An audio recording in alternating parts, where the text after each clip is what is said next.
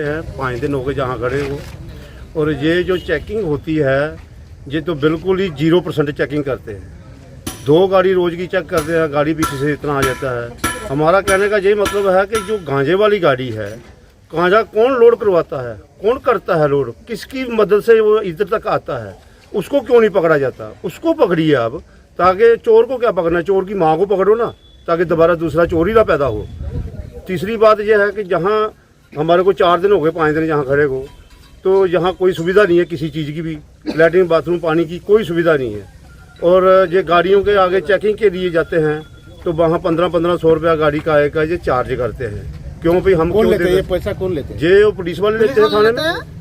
वो जो उन्होंने आगे जो लेबर रखा है उनको पैसे देने पड़ते हैं, वो तब जाके चेक करते हैं वो। पुलिस वाला तो ऐसा नहीं होना चाहिए। स्कैनर लगाइए, हर बॉर्डर पे स्कैनर है, गाड़ी स्कैनर होती है, उसके पीछे सब कुछ पता चलता है भाई क्या माल इसमें है क्या नहीं है। कोई इंडिया बहुत एडवांस कर गया है, लेकिन त्रिपुरा बॉर्डर क्यों पीछे है? स्कैनर नहीं लगा सकते। तो अभी क्या चाहते हैं आप? हम ये चाहते हैं कि ये जहाँ स्कैनर लगाया जाए, जो गांजे वाली गाड़ी है जिसमें माल मिलता है, उस गाड़ी को पकड़ के ड्राइवर को 3rd डिग्री का इस्तेमाल करना चाहिए, ताकि वो बताए कि कहाँ से माल लोड किया, किसकी बिल्टी है, कौन ट्रांसपोर्ट है, कहाँ से लोड किया, तब जाकर पता चलेगा।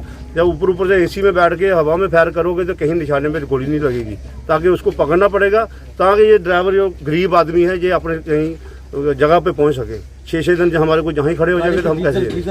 डीजल जहाँ चोरी होता है, रात को कोई प्रोटेक्शन नहीं होती है, सुबह दिन आता है तो पुलिस वाले भाई बेचारे आ जाते हैं, क्या है क्या नहीं है, रात को कोई प्रोटेक्शन नहीं है, कोई यहाँ पेट्रोलिंग नहीं होती, कोई कुछ नहीं होता।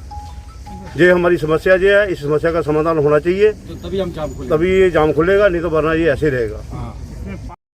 তো তাদের তো অভিযোগ হলো একসঙ্গে গাড়ি চলবে। আমাদের কাছে যে খবর আছে প্রায় 1-150 গাড়িকে একসঙ্গে ছাড়া যাবে না, এবং আমাদের কাছে এও খবর আছে যে এর সঙ্গে কিছু অবৈধ জিনিসপত্র আসামের উদ্দেশ্যে পাচার হবে।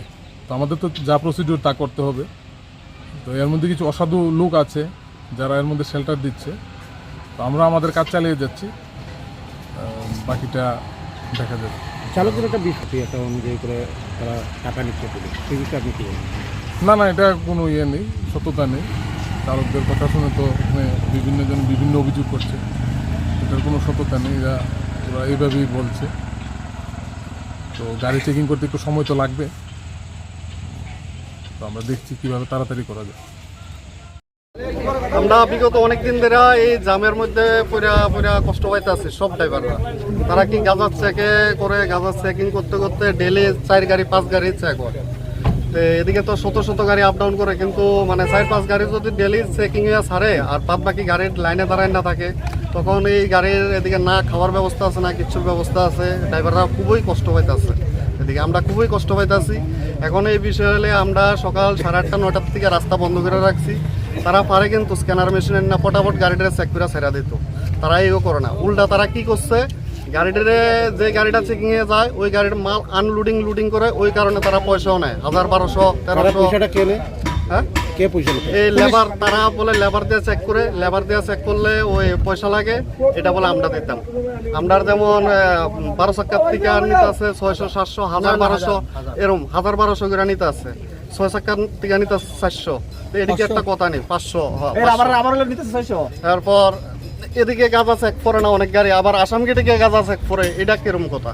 এটাও তো এই বিষয়ে কি আপনারা ইউনিয়ন কর্তৃপক্ষ জানাইছেন? ইউনিয়ন কর্তৃপক্ষ সবাই জানানি হইতে আছে, কোনো থেকে আমরা কিছু পাইতে আসি না। এই কারণে আমরা সব ড্রাইভার মিললে এদিকে রাস্তা অবরোধ করছি, আমরা আর পারতে আসি না। এই বিষয়ে আপনারা উপরমহল শ্রী মাননীয় মুখ্যমন্ত্রী মানিক শাহ তাই দেখেন, আমরা বিষয়ে আমরা উপরে একটু দেখেন কি করবেন, আমরা দেখেন।